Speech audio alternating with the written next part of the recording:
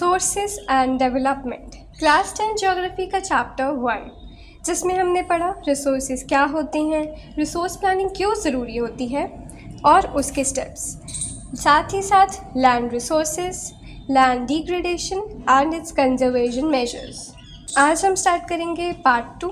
पूरी वीडियो देखने के बाद डिस्क्रिप्शन बॉक्स में जाना, वहाँ आपको 2 लिंक मिलेंगे, व्हाट्सएप एंड टेलीग्राम, दोनों को ज्वाइन कर लेना। एंड जैसे कि मैं हमेशा ही बोलती हूँ वीडियो स्टार्ट करने से पहले, अगर आप मेरे चैनल पर न्यू हैं या मुझसे ऐसे ही जुड़े रहना चाहते हैं तो जल्दी से दबा दीजिए वो सब्सक्राइब का बटन, ताकि मेरी कोई भी वीडियो आपसे मिस ना हो पाए। तो चलिए स्टार्ट करते हैं। Soil as a resource. तो सॉइल जो होता है वो एक रिन्यूएबल रिसोर्स होता है। ऑफ कोर्स वो बनता रहता है, ऐसा नहीं है कि वो एकदम से बन जाता है, उसको भी टाइम लगता है, बनता है बिगड़ता है, बनता है बिगड़ता है। एंड उसमें ही आप जो देखते हो जितने भी प्लांट्स ग्रो होते हैं सब सॉइल में होते हैं। अगर सॉइल अच्छी होएगी तो ही प्लांट्स जो हैं वो अच्छे ग्रो होंगे। एंड उसके अंदर आप बहुत सारे कीड़े मकोड़े डिफरेंट तरह के देखते हो, तो वो सब उनके पास कोई हट तो होती नहीं है। हट से याद आया, मिंग हट। सो वहाँ पे उनके पास तो कोई हट नहीं होती कि स्पेशली कहीं रहेंगे, तो वो सब वहीं पे रहते हैं। एंड इसीलिए जो है सॉइल को लिविंग सिस्टम बोला जाता है। नेचर में कुछ ऐसे फैक्टर्स होते हैं जैसे कि टेम्परेचर का चेंज होना, पानी का बहाव एंड हवा। तो ये ऐसे फैक्टर्स होते हैं जिनकी वजह से जो है सॉइल ख़राब होती है। अब जो सॉइल है ना वो भी डिफरेंट तरह की होती है, सिर्फ ब्राउन कलर की नहीं होती, ठीक है। तो तुम उसको डिफ्रेंशिएट कर सकते हो उसके कलर के बेसिस पे, उसकी थिकनेस, उसके टेक्सचर, टच करने में कैसी है, कितनी पुरानी है एंड कैसे बनाई गई है, किस एरिया में पाई जाती है। कुछ फैक्टर्स हैं जिनके बेसिस पे जो है आप सॉइल को कैटेगराइज कर सकते हो। Next topic is classification of soils. इसमें हम पढ़ेंगे 6 तरह की डिफरेंट सॉइल्स के बारे में इन डिटेल। सबसे पहली एलुवियल सॉइल। एलुवियल सॉइल तो ये सबसे इम्पॉर्टेंट सॉइल मानी जाती है और मोस्ट ऑफ द एरिया जो है इसी ने कवर किया हुआ है, स्पेशली नॉर्दर्न प्लेन्स। तो जो नॉर्थ का मोस्ट ऑफ द एरिया है उस पर इसी का राज है। एंड 3 इम्पॉर्टेंट हिमालयन रिवर्स हैं जो कि the Indus, the Ganga and the Brahmaputra, उनके डिपोजिशन से ये बनती है।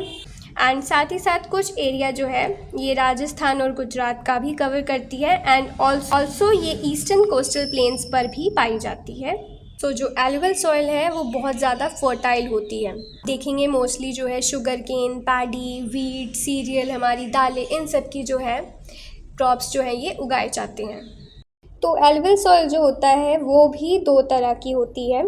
एक होती है बंगार, जो कि एज में काफ़ी पुरानी होती है, उसके अंदर बहुत ज़्यादा कंकड़ होते हैं और वो लेस फर्टाइल होती है। एंड वहीं पर खादर जो होती है वो एज में न्यू होती है, उसमें जो कंकड़ होते हैं उसकी मात्रा थोड़ी सी कम होती है बंगाल से, एंड बट वो बहुत ज़्यादा फर्टाइल होती है। नेक्स्ट है ब्लैक सॉइल। आप सोचो ये कौन से कलर की होगी? Red, yellow, white? नहीं ना, ऑफ कोर्स ये ब्लैक कलर की होगी जैसे कि इसका नाम है। और साथ ही साथ इसको रीगुर सॉइल्स भी बोलते हैं, और एक और नाम दिया गया है कॉटन सॉइल। वो इसलिए क्योंकि कॉटन की ग्रोथ में जो है ये सॉइल अच्छी मानी जाती है, इसलिए कॉटन सॉइल भी बोलते हैं। ये जो सॉइल है ये मोस्टली पाई जाती है north west Deccan plateau, plateau of Maharashtra, Malwa plateau, Madhya Pradesh और छत्तीसगढ़ के एरिया में ये सॉइल पाई जाती है। सॉइल का टेक्सचर कैसा होता है? एकदम क्ले जैसी होती है, चिपचिपी। ये सारा जो मॉइस्चर है स्टोर कर लेती है। रेड एंड येलो सॉइल, तो ये जो सॉइल होती हैं ऑफ कोर्स जैसे कि इनका नाम है उसी तरह इनका रंग होगा, जो कि क्यों होगा वो हम आगे देखते हैं। मोस्टली जो ये सॉइल होती हैं वो लो रेनफॉल एरिया में पाई जाती हैं, specially eastern and southern parts of the Deccan plateau, and साथ ही साथ उड़ीसा और छत्तीसगढ़ में भी पाई जाती है। अब ये रेडिश कलर में इसलिए होती है क्योंकि इसके अंदर जो है आयरन की मात्रा जो है वो ज़्यादा होती है, और जब ये हाइड्रेटेड फॉर्म में होती है, गीली होती है, तो इसका कलर जो है वो येलो टर्न हो जाता है। Next is laterite soil. जैसे कि आप इसका नाम पढ़ सकते हैं, इसमें आता है लेटर, जो कि एक लैटिन वर्ड है जिसका मीनिंग होता है ब्रिक। एंड मोस्टली ये सॉइल जो है हाई रेनफॉल एरियाज में पाई जाती है।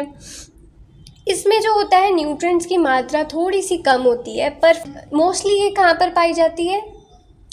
केरला, कर्नाटका, तमिलनाडु, वहाँ के जो पहाड़ी इलाके हैं वहाँ पर ये पाई जाती है। यहाँ पर बहुत अच्छी अच्छी चीज़ें ग्रो की जाती हैं जो मोस्टली लोगों की फेवरेट है, टी, कॉफ़ी और काजू, cashews. Next is arid soil. तो एरिड सॉइल जो होती है वो मोस्टली उसका कलर रेड से ब्राउन के बीच में होता है, और ये जो होती है Sandy in texture and saline in nature, रेतीली और नमकीनी होती है। नमकीन खाने वाला नहीं, ठीक है, दूसरा वाला। ये वहाँ पाई जाती है जहाँ पर टेम्परेचर हाई होता है और क्लाइमेट ड्राई होता है। तो गेस कर सकते हैं कहाँ मिलती होगी? राजस्थान। और खेती करने के लिए प्रॉपर इरिगेशन करनी पड़ती है इन तरह की सॉइल्स में। आते हैं फॉरेस्ट सॉइल पे, और जैसे कि इसका नाम है उसी तरह ये पाई जाती है forest areas, means hilly regions, और जहाँ पर माउंटेन्स होते हैं वहाँ पर। और यहाँ बारिश जो है वो ठीक ठाक हो जाती है, और सॉइल का टेक्सचर जो होता है वो डिपेंड करता है डिफरेंट माउंटेन्स के हिसाब पर। एंड जो मिट्टी होती है, जो माउंटेन्स की स्लोप जो ऊपर वाले एरिया पे होती है, वो थोड़ी सी दरदरी होती है। अब हम आते हैं सॉइल इरोजन पर। जब सॉइल की टॉप लेयर जो है वो उखड़ जाती है किसी न किसी रीज़न की वजह से, तो उसे हम बोलते हैं सॉइल इरोजन। अब सॉइल इरोजन क्यों होती है? उसके बहुत सारे फैक्टर्स हैं, जैसे कि कुछ फैक्टर्स तो हमने पहले भी पढ़े थे फर्स्ट पार्ट में, जैसे कि deforestation, overgrazing, construction and mining activities, जिनके बारे में हमने पढ़ा था पार्ट 1 में। अगर नहीं देखा तो डिस्क्रिप्शन बॉक्स में जाओ और लिंक को क्लिक करो, ठीक है।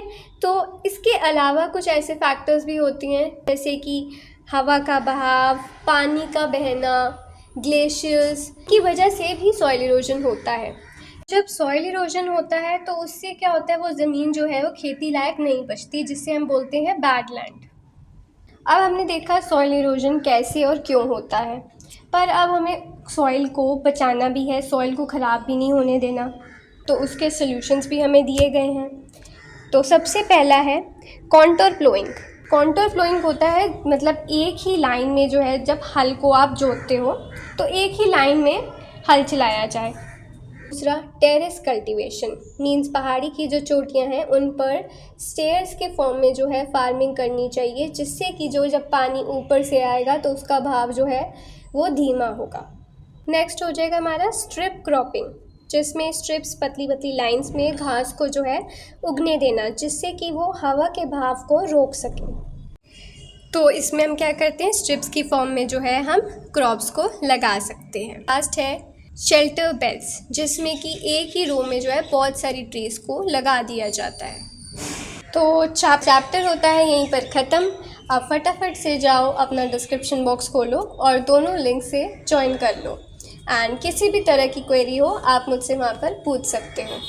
तो अगर आपको वीडियो अच्छी लगी हो, समझ आया हो, तो जल्दी से लाइक कर दो, एंड अगर आपने चैनल को अभी तक सब्सक्राइब नहीं किया तो किसका वेट कर रहे हो, जल्दी से कर दो। एंड ऐसे ही मेरी सारी वीडियोस को अपने फ्रेंड्स के साथ खूब सारा शेयर करना। तो मिलते हैं नेक्स्ट वीडियो में विद अ न्यू चैप्टर।